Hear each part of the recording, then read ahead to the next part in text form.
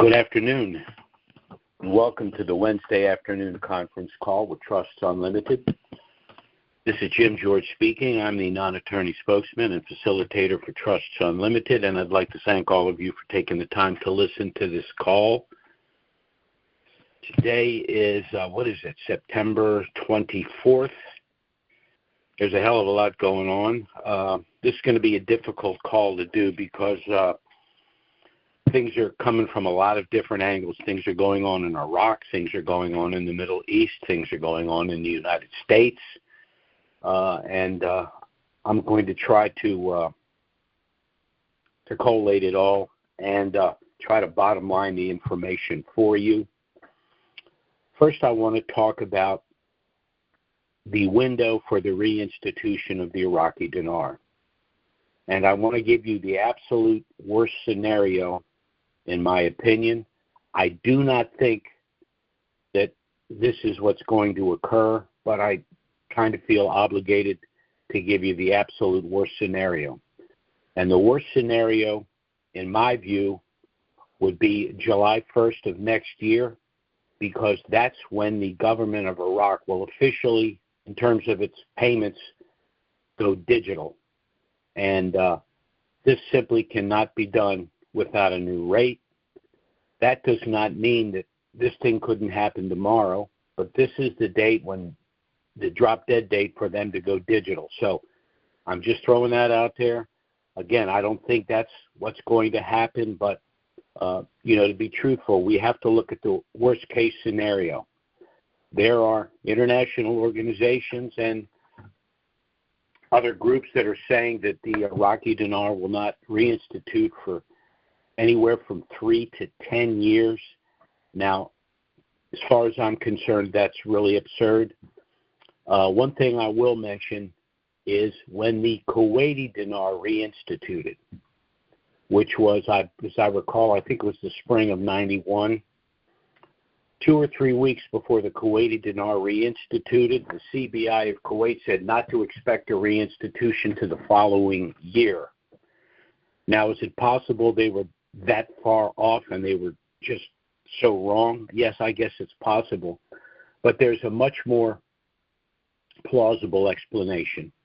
And it's for the simple reason that they did not want to give the hedge funds and the currency speculators a heads up on a date and a rate. Well, you'd have to multiply that by 100 with regard to Iraq, because the reinstitution of the Iraqi dinar is, in my opinion, and I've searched around, I've tried to find an alternative. I can't think of anything that comes close to the value added from the reinstitution of the Iraqi dinar. And in terms of the reinstitution of the Kuwaiti dinar, that is dwarfed by what's going to happen with the Iraqi dinar. So if there were international institutions that were very concerned about speculation of the date and a rate for the Iraqi dinar, you can only imagine how much they would be willing to throw us a curve with speculators involved with the reinstitution of the Iraqi dinar. The reason I'm much more bullish about a time frame is because the key player outside of Iraq itself is the U.S. Treasury. And the U.S. Treasury is directed by the President, Commander-in-Chief of the United States, which happens to be Donald Trump. I just want to review quickly what he's done in the Middle East that could have a direct effect on the reinstitution of the Iraqi dinar. As you will recall, he took out Soleimani, who was the Iranian general that was infiltrated into Iraq with militias trying to create chaos.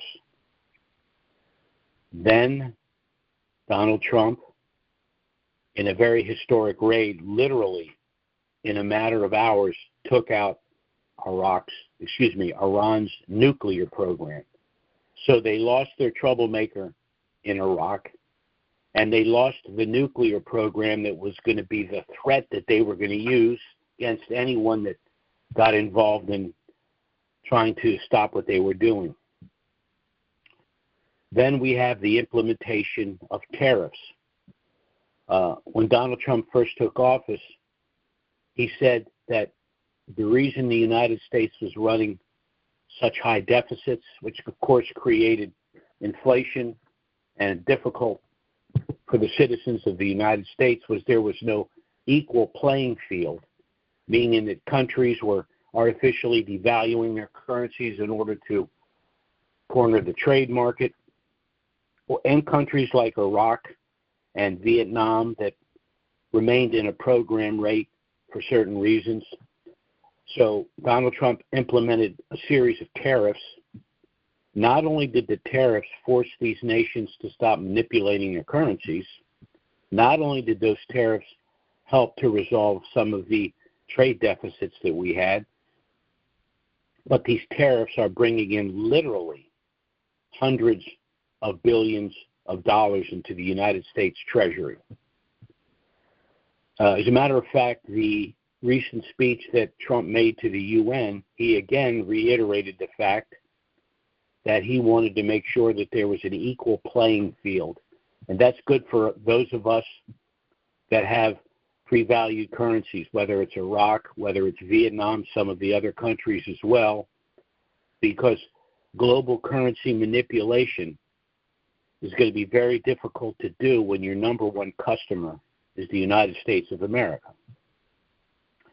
Then there are, of course, the sanctions that can be utilized. The United States can very simply say, if you're going to do business with certain countries, then you're not going to do business with us. And all of these things are good for those of us that have dinar and dong and some of these other currencies, because once again, this is forcing these countries to realistically value their currencies as opposed to remaining artificially in program rates. Now in Iraq, we have President Salih stating that Iraq has achieved, not will achieve, not giving a date for future achievement, saying that Iraq has achieved security and stability. Well, the reinstitution of the Iraqi dinar, the prerequisite for the reinstitution of the Iraqi dinar, was the country achieving security and stability. So again, we've got momentum, which is again why I think September 1st of 2026 is an absurd date, and that we will be in the banks much sooner than that. Now, having said that, we've all been through the two-step with Iraq. It's 2 steps forward, 1 step back. But I think those days are really numbered, and I think the United States Treasury has a lot to do with that. Now, the oil deal between Baghdad and Kurdistan has been reached. We're told that oil from Kurdistan will soon be flowing, and the revenue from that oil should help fund the budget, the HCL, salaries for the citizens, but something much more important. Sufficient revenue will underwrite the exchange in currency for the smaller denoms. The 3-0 notes, which were established because of hyperinflation, will be irrelevant, will not be negotiable, because there is no inflation, and the country will have sufficient revenues to revalue its currency. The value of the currency of a given country is based on the known natural resources in that country, which we know are plentiful in Iraq, but second, the ability to bring those resources to market. Having achieved that second element means that the Iraqi dinar will be reinstituted and revalued globally based on a Basel-compliant rate. If you will remember, the Iraqi dinar went into a program rate over 20 years ago when its value was at $3.22. Seems to me that that would be a conservative reinstitution rate. Of course, it could come in lower than that initially, but the dinar should quickly seek its genuine Basel-compliant rate, which the people that I've talked to said should be north of $4. So we're in a very, very good position if we hold the dinar. Now, the other thing that's going on is that, of course, the sale of the oil is increasing revenues, but it's currently being bought and sold with the U.S. dollar, but then converted to IQD. Now, as I've been saying, actually for going on months now, Iraq and other nations are operating either with a new undisclosed rate or an undisclosed parameter of what the rate will be, because 1310 makes no sense based on the international agreements and then what's going on in Iraq. So with the release of the budget, we get inclusive of that, Article 12-2C of that budget, and the rate is embedded in Article 12-2C. So once again, everything is moving in this direction. Momentum is increasing. Last thing I want to mention is Iraq has reached a record high in gold reserves. The gold reserves of Iraq now exceed 20% of Iraq's total reserves, and that significantly increases the value of the Iraqi dinar. So for those of us that have dinar, that have dong and some of the other currencies, we're in very good shape.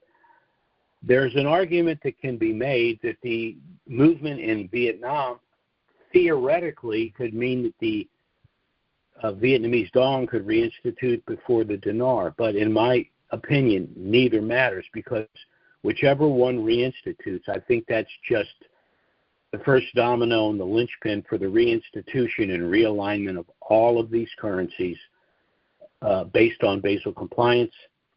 And if I look at the worst case scenario, we're looking at months here for this thing to finally come to fruition. Now, we have clients that have been with us for a month and some that have been with us for going on 20 years. And it's been extremely frustrating for people, particularly people that aren't financially well off, maybe have health issues. They really could use this influx of wealth from the reinstitution of the dinar and some of these other currencies. And frankly, it's kind of frustrating that you want to help people and you want to see this thing happen for yourself and your family and the people that you know. And it's really refreshing when I talk to the people around the world here and get their input. And for years it was, I'd love to see it happen, but I'd love to see it happen, except for, I'd love to see it happen, but there's this problem. And I'm not hearing that anymore. I'm getting different opinions about how quickly this is going to happen. Yes, there are the naysayers that I mentioned before, but I think some of them have an agenda too. I think some of them are intentionally throwing us a curve. But the consensus from all of the people I speak with is that, once again, the momentum is there. Things are getting done. The United States Treasury, directed by the President of the United States, is pushing hard to get this thing done. And frankly, there are, as well, in addition to financial reasons, there are political incentives too.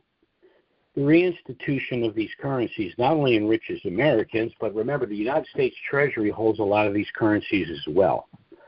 So we're seeing an increase in the reserves of the federal government. We're seeing reductions in the deficit. We're seeing increased trade. We're seeing all kinds of things that are very, very good for the country as well. And, of course, people in politics want to be reelected. They want to do a good job. And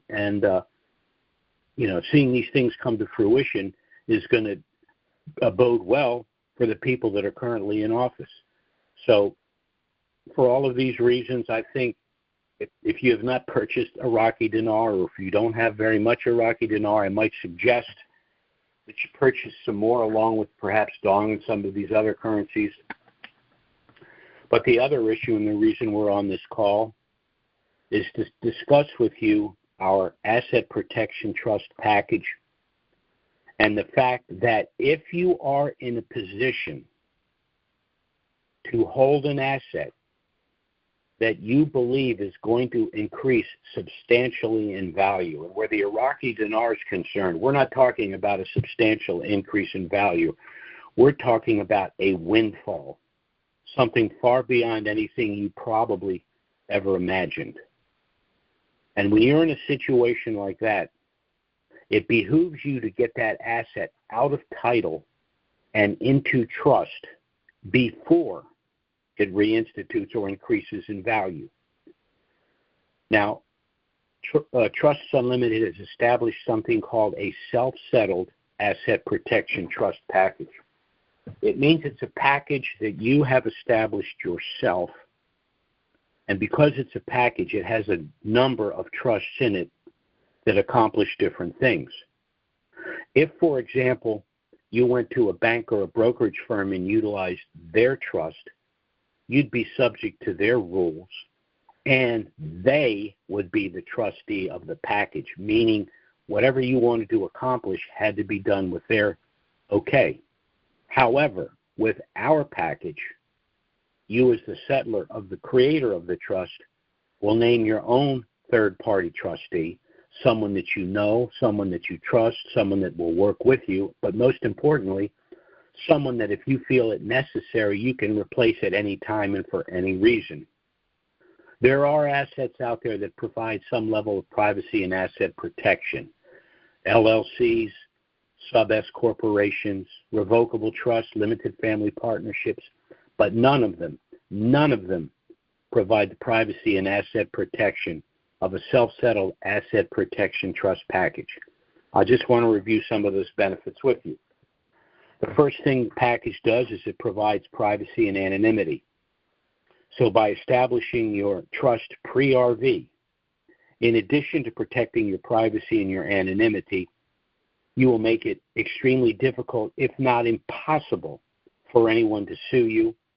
And frivolous lawsuits are simply, in terms of the cost, completely impractical, and I would say impossible. Second, the trust will allow you to avoid personal IRS scrutiny. By establishing your trust pre-RV, you will significantly avoid the possibility of an IRS audit. And any such trust audit would necessarily be confined to the year in which the RV occurred. So there'd be no taxable event prior to the revaluation, and the only auditable year would be the year of the revaluation, and that's a very easy thing to explain to the IRS. I purchased $1 million dinar for $1,000. I exchanged that $1 million dinar for $3, and I had $30 million in trust, and I paid the taxes on that $30 million.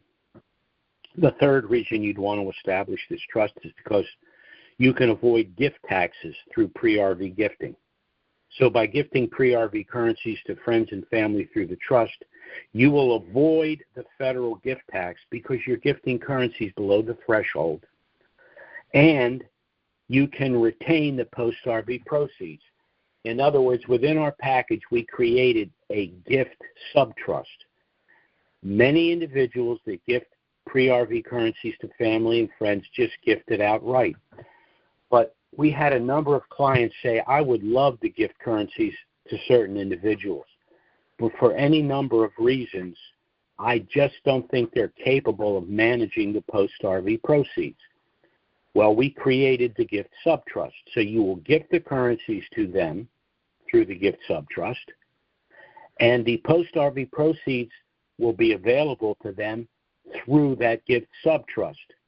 And you will be the trustee of that one trust within the package, meaning that you'll be able to gift the currencies pre-RV, you'll be able to avoid the federal gift tax by doing so, but you will have control of the post-RV proceeds. So in other words, you have it both ways. The fourth reason you'd want to establish this trust package is because it's been structured in such a way as to allow you to avoid the cost and delay and the federal estate tax. This trust will allow your estate, again, to bypass the cost and delay of probate, making any inheritance immediate and private and available to the heirs It will also allow you to avoid the federal estate tax, which under current law is as high as 55% of your entire estate in excess of $12.2 million. Basically, this means you will gift currencies to family and friends. That gift will be done privately, and you will be able to gift them 100 cents on a dollar, because by having your estate in trust, you again will avoid probate and the federal estate tax. The last benefit is something I like to refer to as preemptive asset protection. By placing your pre-RV currencies in trust, only the value of those currencies at the time of the transfer would ever be subject to any civil suit. So if you have 10 million dinar, you transfer the pre-RV currencies valued at $10,000 to the trust, that's all you could ever be personally sued for, because that's all the currencies were worth when you transferred them out of title to the trust. In addition, by placing each individual asset, homes, cars, boats, etc., into separate sub-trusts, if any of those assets ever get involved in litigation, it would only be that asset, because the other assets are in separate sub-trusts, which under the law are separate legal entities, meaning that the plaintiff would have no standing to pursue them. So the trust package provides privacy, asset protection, tax benefits, and protection from litigation. These benefits are only available through a self-settled asset protection trust package. No other entity provides these benefits. None. Now, this was a trust package we established that had an initial cost of anywhere from $6,000 to $10,000. But when we decided to mass market it to dinarians, we simplified the package pre-RV in certain ways, and by doing so, we've been able to reduce the cost to $2,500. And if you would like to contact us to get our initial no-obligation package, we'll be happy to send it to you. I'm going to go to the Q&A here, and before I do, I just want to give you the information with regard to the trust. You can contact us by email or phone if you'd like to get our initial no-obligation package. Our email address is trusts with an S, unlimited, LLC at gmail.com. That's trusts with an S, unlimited, LLC at gmail.com. And our phone service is 307-274-4122. That's 307-274-4122. Contact us by email or phone. We'll get our initial trust package out to you right away. Now, everything you need, once again, is included in the package if you wish to proceed, but you're under no obligation to do so. You can contact us if you have any questions. We'll be happy to assist you in every way. And again, if you're ready to proceed, everything you need is in the package. So I'm going to go ahead and open up our Q&A.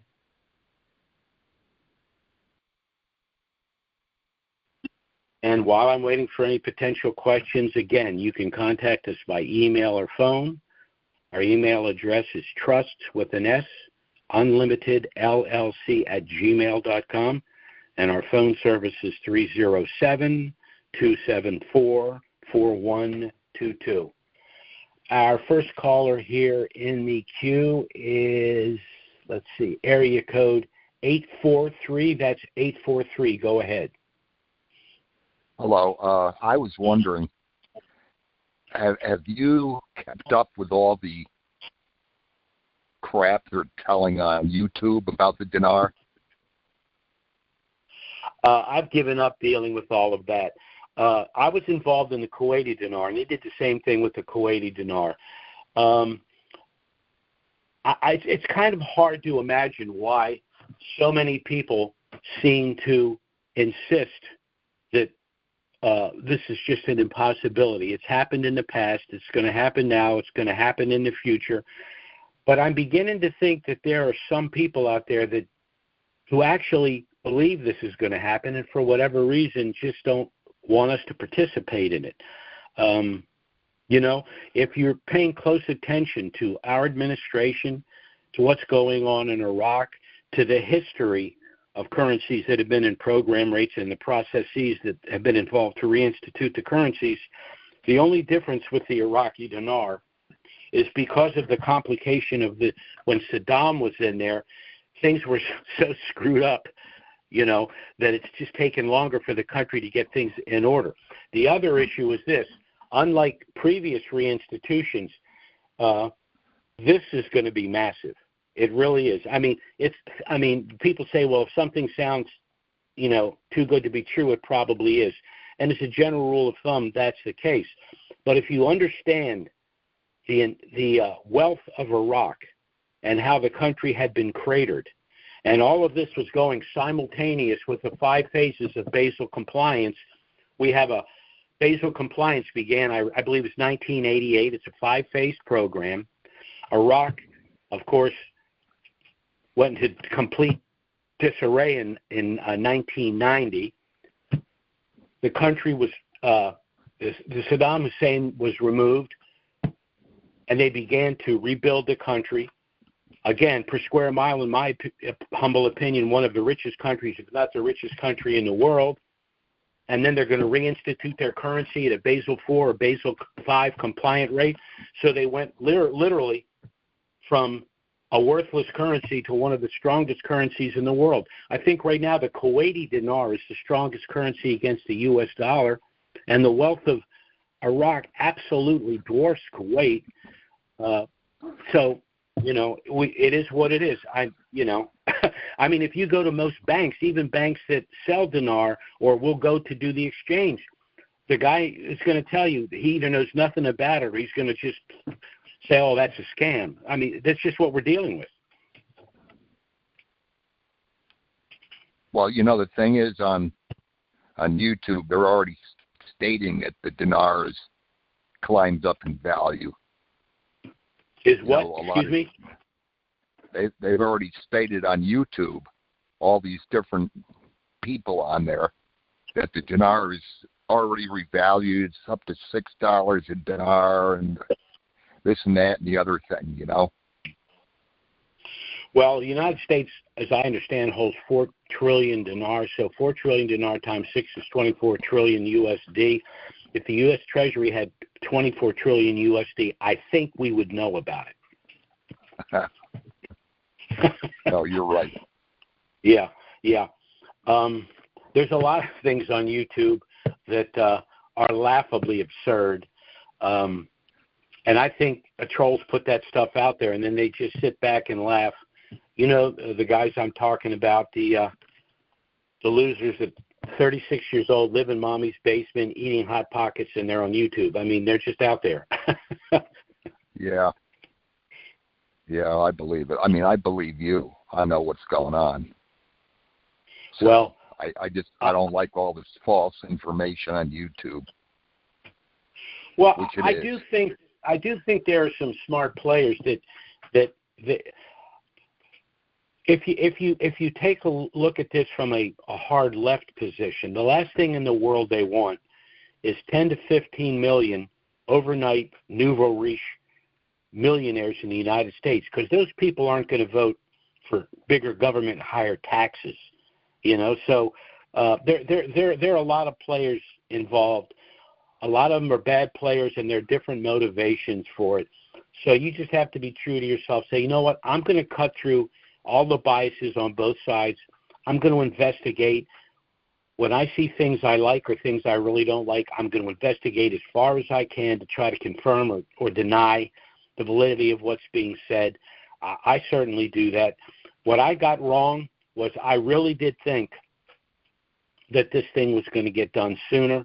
But we've had at least 2 administrations, the Obama administration and that didn't want this to happen, and the Biden administration that didn't know what day it was. So that's 12 years.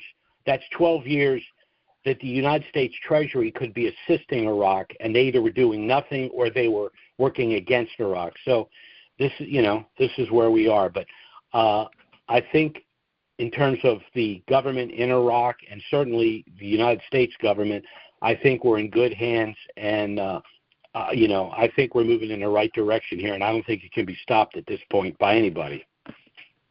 No, I don't either. Well, hopefully it comes in very soon. Hell and yes.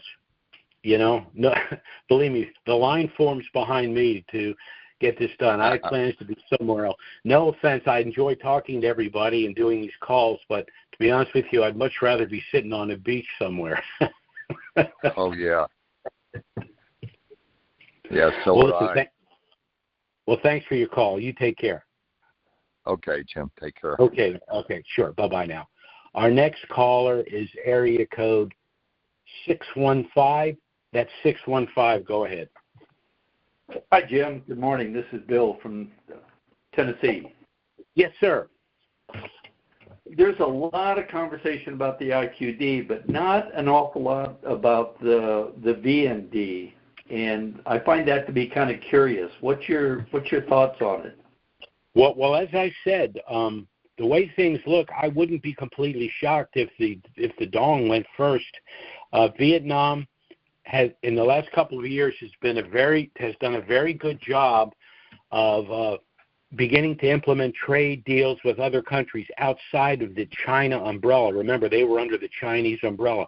China's economy's in trouble right now. Their economic model, long term, and most Marxist countries, the damn thing just doesn't work. No matter what they do, they're always on a slow glide path to, the average Chinese citizen lives in what, 400 or 500 square foot high-rise apartment. It's great for their government, and they're influential people. They live high on the hog. But the citizens of those countries do not. They literally live, week to week, doing what they can, and it's just the situation. So, there you have it. In the West, even though a lot of countries in the West are, particularly in Europe, are social democracies, they still have, to a greater or lesser degree, a free enterprise system. And so countries with currencies that are on the Forex, to the extent that they deal with countries that have free enterprise system, can enrich themselves.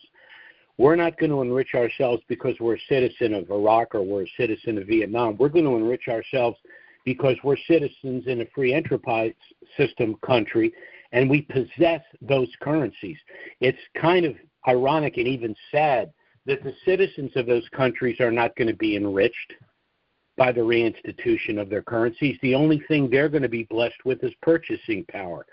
But we are the ones who invested in the currencies at a program rate that are going to go to the bank and exchange them and substantially change our standard of living. It's just the way that it is.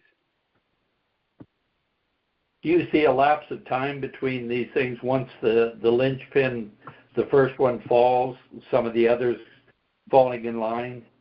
Do you have a feel for a time frame? Well, it's in finance, in money, in the stock market, in business in general. There is something called velocity. Once there's a catalyst occurs, then the herd seems to follow. So, in my mind, in my opinion, I think the dinar would go before the dong, even though an argument can be made that, perhaps the dong could go before the dinar shortly thereafter. But whichever one goes, I think there's going to be a cascade effect with a half a dozen countries that have been really artificially devalued. What's going to be interesting is when this happens is what's China going to do? Because they cannot continue to devalue their currency if the Western world, and these are the countries that are their customers, have Basel IV compliant currencies, and it's going to be really interesting to see what happens with China. But their best days may be behind them. People find that hard to believe because they equate their tyrannical control of the country with enriching the country. But history shows that, if anything, it's the reverse. It's the constraints that they put on their civilian populations that over decades impoverish the nation. So, I think we're going to see this thing flip. What do you care to share your thoughts on some of these other countries that might fall in line? Well, there's the rupiah, Indonesian rupiah. There's the bolivar. Then there are a series of countries that they didn't artificially devalue their currency like China in order to corner the trade market, but they just have not fully embraced free trade and free market principles in their own economies. So I just think we're about to shift here, and we're going to be going in a different direction. And the catalyst to me is the Trump administration. What he's doing with these tariffs is he's punishing countries that are not adjusting for, again, free market economies and free trade. And that's what he's doing with the tariffs. I've discussed this in the past. Trump keeps talking about a new golden age. He's referring to the first golden age, which was a period roughly between 1880 and 1990 in the United States. Now, this was before the federal income tax. The United States became a very wealthy nation through the implementation of tariffs. We had a large population. Economically, internally, domestically, the American citizens had enough income that they were able to purchase things beyond the basics. So that means other countries was very attractive for those countries to enter into trade agreements with us. But through the tariff system, we were able to enrich the country and then utilize the money to build basically a superpower. Well, I don't want to get into a whole lot of detail, but then we got the federal income tax. Then they instituted a lot of other things, primarily through the Roosevelt administration, that kind of hamstrung us. And Trump's basically undoing a lot of that. And again, he started to whittle away at the income tax, no tax on tips, no tax on overtime, increased deductions for dependents and children, did everything he could within his limited scope to reduce the federal income tax. But if he produces sufficient revenue generated by tariffs to fund the budget, then that even makes it easier to reduce the federal income tax. Now, the left in this country used the federal income tax as a control mechanism, social control mechanism, and again, Trump's trying to undo all of that. One of the reasons, of course, he's pushing for these currencies to revalue is because the United States Treasury holds a lot of these currencies, that we can reduce our deficit, which reduces interest rates, which makes it easier for American citizens to purchase larger consumer goods, homes, cars, things of that nature. So it's sort of all intertwined and interrelated. And in my mind, Trump's probably thinking, this is going to be my last term, so I'm going to really have to put the pedal to the metal and get these things done. That speech he gave to the UN was a sort of forced lecture on everything that's been going on at the UN, and they had to sit there and take it, and what they couldn't do is deny what he was saying.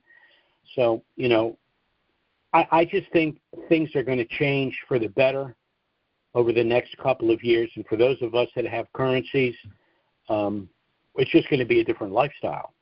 I don't know how else to say it.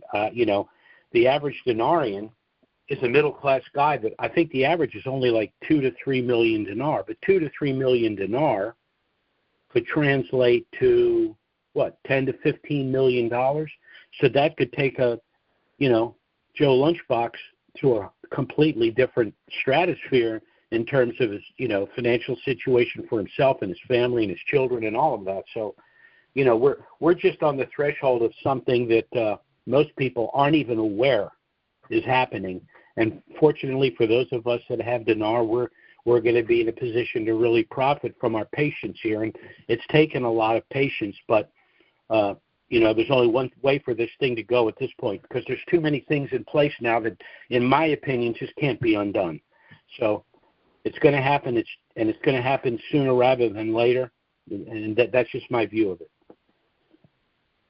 I agree. So your suggestion is to buy an Aston Martin and head for the beach? That's my plan. Well, I wish go for it. Go for it. Yeah, you Okay, must have listened. Sure. Okay, you take care. Bye now. Okay, our next caller here is area code 301. That's 301. Go ahead. Hi, Jim. It's Larry from Maryland.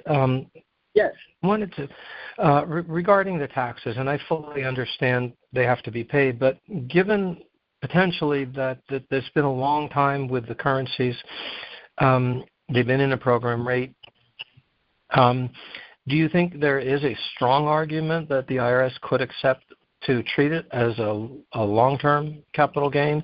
And the other question, we're talking all about the dinar.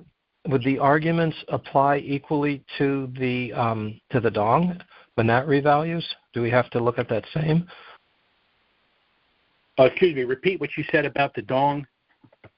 Does that fall into the same situation with the revaluation as the dinar? That'll be a short term, or the capital gains tax would be the standard rate at this point in time?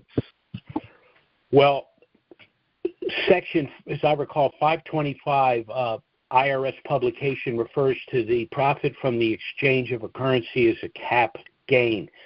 But IRS publications are subordinate to the actual code. IRS code section 988E2 of the code states that if the profit that you would receive from the exchange exceeds $200, you must pay the tax. What they're saying is the taxable event is the increase in value, not the point of exchange, which to me says it's going to be treated as ordinary income. So ordinary income would put it, I think I figured it out one time, it was like 44.6%. So figure 45% in taxes. So if you made $10 million at the exchange, you'd have $550,000 after taxes.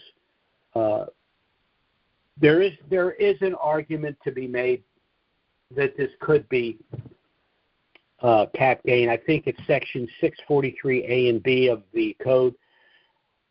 What I would do is, if we have let's say the RV happened on the first day of a given quarter, that means taxes on the gain wouldn't be due until the 15th day of the first month of the next quarter. That would give us time to go to the IRS and ask them or suggest to them that it should be treated as long and short-term cap gain pursuant to 643A and B. That would give us time to get a response from them. If it were to happen the last week of a quarter, we'd have to hustle to the bank, exchange the currency, and pursuant to 988E2, we'd be forced to pay the ordinary income, but file for a refund citing sections 643A and B in publication 525. I don't think that would fly, but with the amount of money that's involved, why wouldn't we do that? Now, we do have one other thing possibly working at our advantage, and that's the Trump administration. I could see, knowing the kind of guy, he says, I'm not going to stick it to the citizen. The United States Treasury has 4 trillion dinar and 2.2 trillion dong or whatever. We did quite well over this, so we're not going to put our hand in everyone's back pocket. But, we'll just have to see. My thing is assume the ordinary income and file for a refund, hoping for the best. And then when you say we, is Trusts Unlimited acting as sort of like a class action, or like each of us working with our accountant to petition the IRS, however exactly that happens? I think what the attorneys here are going to do is they're going to say, we are going to file the following for ourselves. Here's the information. We suggest you do the same. Okay. And I'll be honest with you. We've been in this game a long time. Everyone wants basically this thing to be over. They just want to go live their life, spend their money, do charitable work and all of the things. A lot of people have some very aggressive things that they want to do. Let me mention this quickly. One of the things a lot of people are doing that I've talked with are creating something called a charitable remainder trust. Let me give you an example. Let's say you had, let's keep it real simple. Let's say you had 1 million dinar, and you exchanged it at $4. Now you have 4 million dinar. You're looking at taxes on that. One of the things you can do is establish something called a charitable remainder trust. So you say, well, I got $4 million from my exchange. I'm going to leave $1 million to my church and the private school that I and my children went to when I pass away.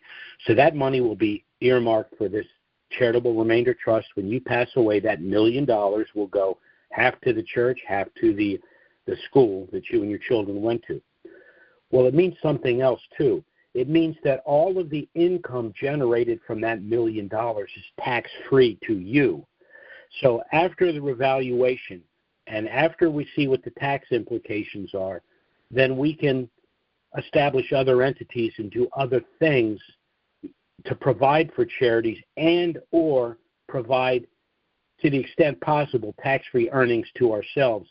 Now, other people are saying, well, I'm just going to put all my money into municipal bonds. Well, you can do that, but you have to do a little homework, see what the yields are and the maturity dates and all of that. So, people say, I can't wait for this thing to be over. But then when you have the money and you have to figure out what to do with it and how to best manage it and how to get the best net result, that gets complicated.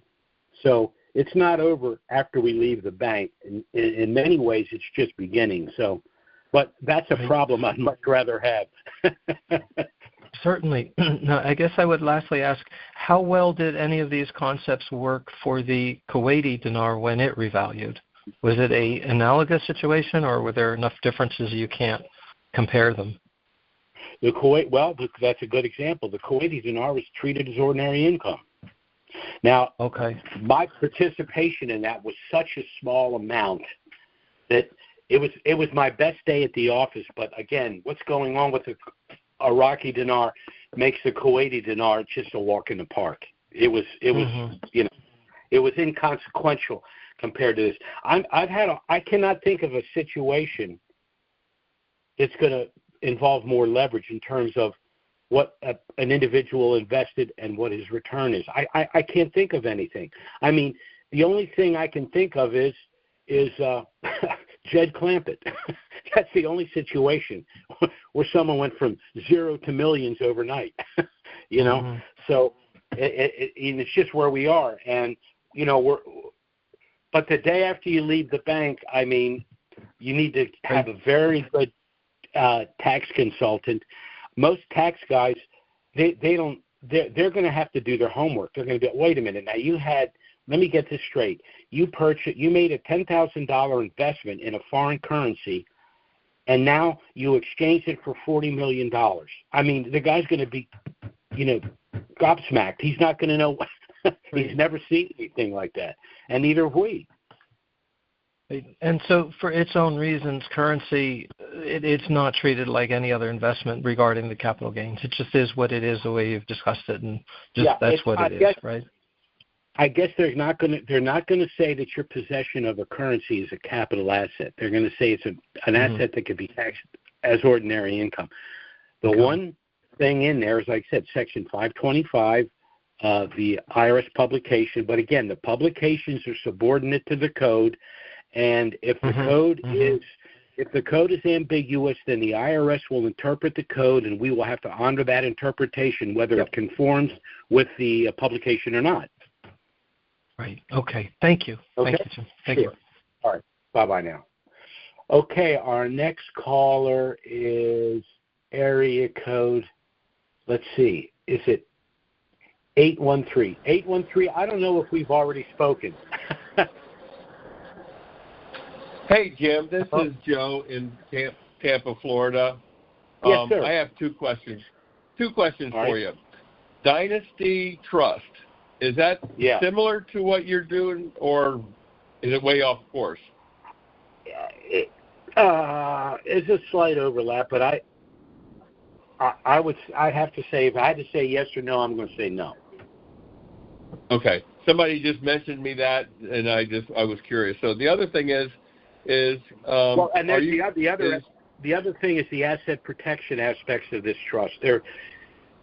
Or just one example, the gift sub-trust that we have. I know no other trust possesses that because I'm the one that authored that thing. I put it together, took it to the attorneys. What do you think? They looked at it, they tweaked it, and said, hey, this is a pretty good idea, you know?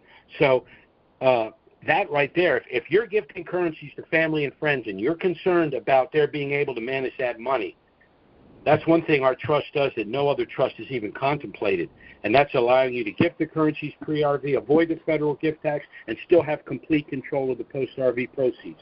The only way that can be done is through our gift sub-trust, and if any other trust has it, they stole it from us.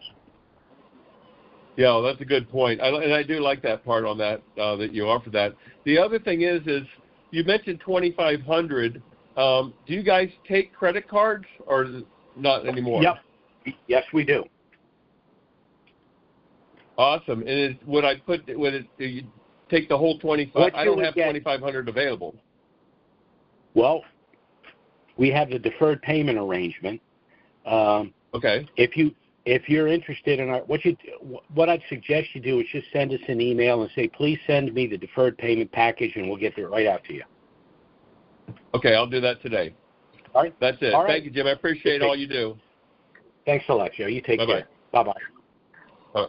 Okay, our next caller here is area code 619. That's 619. Go ahead. Bueno, you speak Spanish? Un poquito solamente. Lo siento. Hey, how are you, Jim? Okay, how you doing? Good. Hey, I got a question for you. It's a gift letter question. So an individual bought currency, and he's going to split it with another individual, his business partner. Okay? So he would gift them $11 million, half of the 22. However, the second person who's receiving it somewhat kind of wants to be in charge of the exchange. So now they're thinking, how about the first individual gift the whole $22 million to the second individual? That individual would then go to the bank and exchange it, and then gift back 11 of the $22 million once he exchanged that amount. If he used a gift letter to send it back, would that be doable? I wouldn't do that at gunpoint. If I had, okay, I'll give it. It doesn't matter which one's good or better at an exchange. If I had 10 million dinar and I gifted you 5 million of it, the deal would be when this thing reinstitutes, you and I will go to the bank to do our exchange. I will present proof that I purchased the 10 million, and you and I will produce gift letters showing that of the 10 million that I purchased and that I can prove I purchased, I gave you subsequently 5 million, and we'll negotiate the exchange together, because you're probably going to, there's a sliding scale, or banks should have a sliding scale about the transaction fees and possibly even the exchange rate. So you want to exchange it together, even though the exchanged USD is going to go into two separate accounts. You're negotiating it together. That's the way I would handle it. Okay, I like that idea. But what about the regional with the Federal Reserve banks, where he lives in one state and the other guy lives in a different region? So if I'm gifting him 5 million dinar, I don't care if he has to. Hold on. That's not where I'm going. I believe there's regional areas that if you live in, say, Florida, you got a regional Federal Reserve area, okay? I think it's 6, I'm not mistaken. The other guy lives in New York. He's got regional 2. So as I understand it, you have to live in your region 6 months or longer for you to do an exchange. Okay. So one guy couldn't go to the other guy, say, yeah, I'm exchanging with you, when he's not in his region where his primary residence is. If that's the case, and I don't think that's the case, but let's say that is the case, once again, I will go in as the person who initially purchased the currencies and show them my proof of purchase, my purchase statements, and the person that was gifted the currencies will need a copy of the purchase statement with an affidavit saying, I, Jim George, purchased 10 million dinar pursuant to this, the copy of the purchase order, and, of course, the gift letter, and I subsequently gifted the individual doing exchange 5 million of the 10 million that I purchased. I don't think you should have I mean, that bank wants to do the exchange as much as you do, so I think that will be more than sufficient to get it done. If I had a bank that had a problem with that, I wouldn't want to deal with that bank. Sure. Okay, that's all. Thank you, buddy. I appreciate your help. Sure. Okay, you take care. Bye-bye now. Well, Eddie was our last caller. Again, thanks so much for taking the time to listen to this call. If the things we discussed are of interest to you, I strongly suggest you contact us to get our initial no-obligation package. It does contain everything you need if you wish to proceed, but again, you're under no obligation to do so. The package is very informative. It talks about the currencies, the exchange, the trust, how it works, the litigation, even the exchange process.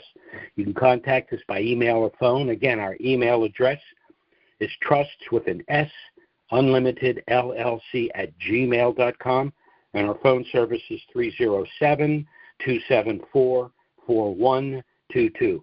Contact us by email or phone. We'll get our package out to you as soon as possible. It even includes my personal phone number if you have any questions regarding the process to apply for the trust. Thanks so much for listening to the call. Our next call is scheduled for next Wednesday. Certainly, if something of a dramatic nature were to happen between now and then, we'll try to get out an emergency email and schedule an emergency conference call. But failing that, we'll be back next Wednesday, noon Eastern, 9 a.m. Pacific. Thanks so much for listening. Have a great week. God bless.